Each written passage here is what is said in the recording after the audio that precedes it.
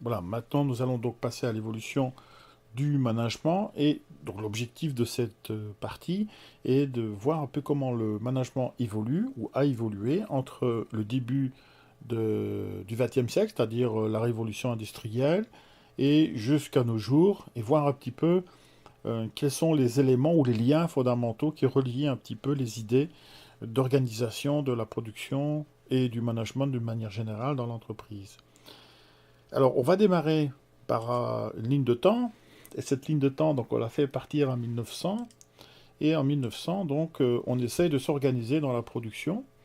C'est ce qu'on voit un petit peu sur les deux photos. Donc, la photo du bas, on voit des personnes en train de déguiser des couteaux. Et au-dessus, on voit donc le Fordisme. Alors, la photo du bas illustre un petit peu l'analogie qu'ont essayé de faire nos ancêtres pour essayer de trouver des idées pour pouvoir organiser le travail. Alors ici, on voit très bien que l'outillage, en fait, est complètement bricolé, et bricolé par les salariés. Donc, en fait, ce qui a été fait au début du 19e, c'est qu'on a réutilisé le monde artisanal pour essayer de l'adapter à un monde, disons, plus industrialisé. Et donc là, on payait les gens à la production, au nombre de pièces qu'ils produisaient, et on ne se préoccupait pas de savoir de quelle manière ils le faisaient. Donc on était absolument basé sur le coût, et rien que le coût. Donc la façon dont on procédait n'avait pas trop d'importance, et donc on retrouvait un petit peu le compagnonnage, les guildes, etc. Enfin, un petit peu cette idée-là d'organisation interne des personnes pour pouvoir réaliser des tâches et donc gagner leur vie. Et on verra que dans le Fordisme, en fait, ce qui s'est passé, c'est qu'on a commencé à réorganiser un petit peu tout ça par l'intermédiaire de Taylor, qui lui a affiné un petit peu l'organisation de la production et qui avait comme double objectif, un, d'organiser la production et deux, de faire gagner aussi de l'argent aux salariés de façon plus, entre guillemets, formalisée. Et donc, l'objectif premier est d'organiser, c'est-à-dire de fixer un ordre, hein, l'ordre régi par la règle, donc de trouver des règles, formaliser tout ça, donc mettre ça sous forme de papier, de règles, de lois, de règlements, enfin, toutes ces choses-là qui vont nous permettre de limiter un petit peu les différentes actions, parce que ça, il faut bien le reconnaître, ça va limiter les actions, un peu comme si on devait organiser des troupes pour aller au combat ou conquérir de nouveaux territoires. Alors, il s'agit bien évidemment, si j'ai repris cette image militaire, c'est bien parce que c'est un management complètement directif, donc du haut vers le bas, d'accord, sans qu'il y ait véritablement d'intervention de la part des personnes se trouvant en bas.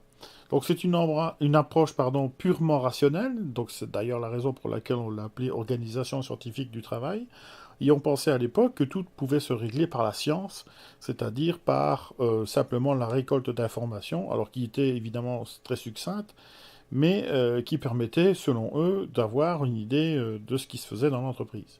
Alors, ce qui n'était pas faux, puisqu'on démarrait de zéro, et donc il fallait bien mettre de l'ordre pour essayer de s'y retrouver un petit peu, et donc ça a donné des résultats quand même assez spectaculaires, puisque en réglementant un peu les choses, et surtout en reprenant un élément qui là va traverser complètement le XXe siècle pour arriver jusqu'à nous, qui est en fait la standardisation en fait des activités et des produits eux-mêmes.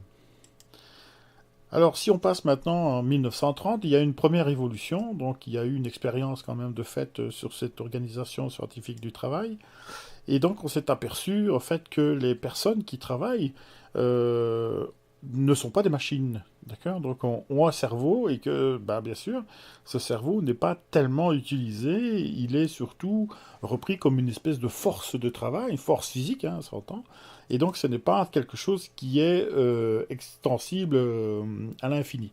Donc on se sent limité et surtout on s'aperçoit, notamment par pas Mayo, Elton Mayo, avec l'effet Hawthorne, qui s'est aperçu en fait que cette organisation scientifique du travail avait des espèces d'effets pervers ou de travers qui faisaient que la productivité était modulée par cette fameuse, comment dirais-je, variable qui est la motivation. Donc là, on se rend compte de l'effet de groupe déjà, de la morale et des conditions de travail qui jouent sur la motivation et l'application du salarié dans la réalisation de ce qu'il fait. Et donc, c'est ce qu'on a appelé l'école des relations humaines, c'est-à-dire on a pris la mesure de la capacité des personnes dans le travail qui est effectué. Et donc là, c'est une autre approche, on va l'appeler approche sociale, c'est-à-dire plus humaine, et on est un petit peu entre deux éléments qui vont, je ne vais pas dire s'affronter, mais qui sont un petit peu ambivalents, et qui font que bah, quelquefois c'est assez difficile de prendre des décisions pour certains chefs d'entreprise, tout au moins pour cette époque. 1960 voit apparaître quelque chose de nouveau. Donc entre les deux, il y a la Deuxième Guerre mondiale, évidemment, qui a un petit peu rectifié le tir de l'approche sociale et qui est reparti en fait sur une approche rationnelle. Mais bon, là, l'idée était un peu pipée, puisque pendant cette période-là, la guerre, eh bien, ce qui s'est passé, c'est que en fait, les gens ont travaillé pour l'effort de guerre, tout simplement. C'est-à-dire que il fallait absolument gagner cette guerre, et donc tous les moyens étaient bons. Il fallait s'y inclure et s'appliquer dedans pour qu'on puisse arriver à un résultat positif, c'est-à-dire gagner la guerre. 1960, donc on est après la Deuxième Guerre mondiale, entre 45 et 60, eh bien, les demandes en termes de produits et de services sont absolument importantes, puisqu'il faut reconstruire l'Europe notamment, mais également l'Asie, et voire même une partie des États-Unis. Bien que ça n'a pas été détruit, mais bien sûr, mais bon, reconstruit parce que bon, tout a été concentré sur l'effort de guerre. Donc ici, ce qu'on essaye de faire à ce moment-là, c'est de traiter des volumes extrêmement importants et de voir un petit peu comment on peut faire. Donc l'organisation modelée est façonnée par des forces exogènes, c'est-à-dire qu'on se rend compte qu'il y a des liens avec d'autres éléments, puisque en fait les demandes partent un petit peu dans tous les sens. Et là, on va organiser les productions encore mieux que ce qu'on a fait par le passé. Et là, on va se retrouver également avec des problématiques différentes, c'est-à-dire que les produits vont entrer en concurrence les uns avec les autres. Donc, première étape, en fait, on pouvait créer une entreprise et puis faire un produit, et puis on savait très bien que ça allait se vendre. Et puis, vers les années 60, fin des années 60, on commence à saturer un petit peu les différents marchés. Et là, la concurrence va commencer à jouer de façon très très importante. Et là, la planification, c'est-à-dire le délai d'approvisionnement, va devenir une motivation, une source de décision pour les acheteurs, c'est-à-dire les consommateurs. Et donc on est retombé un petit peu dans une approche rationnelle, qui va évidemment arriver assez vite à son terme également. L'année 70, c'est une année de crise, donc 73, premier choc pétrolier, donc là pareil, la concurrence est renforcée. Et ce qu'on essaie de voir maintenant, c'est de se mobiliser un petit peu sur les objectifs des entreprises. Donc là, il y a déjà eu des concentrations de fait, des sociétés qui sont disparues, des petits acteurs qui ont disparu. Il y a eu des espèces de mastodontes qui se sont construits. Et donc, comment on fait pour fédérer tout ça? Donc c'est un peu la question qui a été posée. Et on se rend compte en fait que il y a des liens sociaux qui se créent dans l'entreprise et qui peuvent évidemment apporter à l'entreprise. Donc, c'est pour ça qu'on dit, ou qu'on reprend en fait le vocable de mobiliser par la culture. Donc on se rend compte évidemment qu'il y a une certaine complexité, donc due au changement, hein, et d'avoir un petit peu cet aspect modulable en fonction des échanges qu'on peut avoir. Donc on voit déjà poindre un petit peu la mondialisation là-dedans, et on essaie de trouver des moyens par rapport à l'activité humaine pour voir un petit peu comment on peut développer tout ça. Et donc, on est reparti sur un aspect plutôt social, et c'est pour ça qu'on a parlé de management participatif. Donc voilà un peu l'évolution sur laquelle on est aujourd'hui.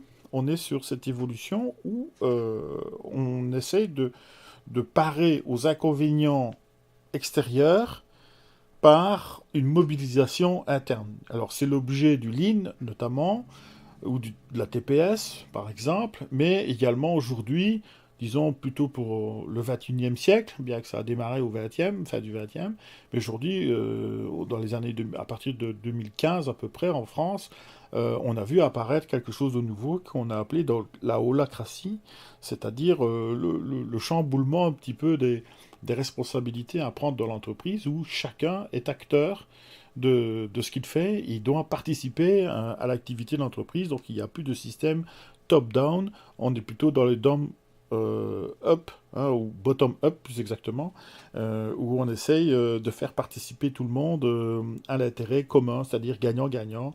Donc si l'entreprise gagne de l'argent, eh bien évidemment les personnes gagnent de l'argent, plus avoir une activité ou achat d'activité, disons, dans les meilleures conditions possibles. Voilà. Donc la dia prochaine servira donc de continuité un petit peu dans ce qu'on va faire et on va essayer de déterminer un petit peu les adaptations aux changements, puisqu'on vient d'en parler, et donc voir un petit peu quels sont les changements qui vont impacter un petit peu le système managérial.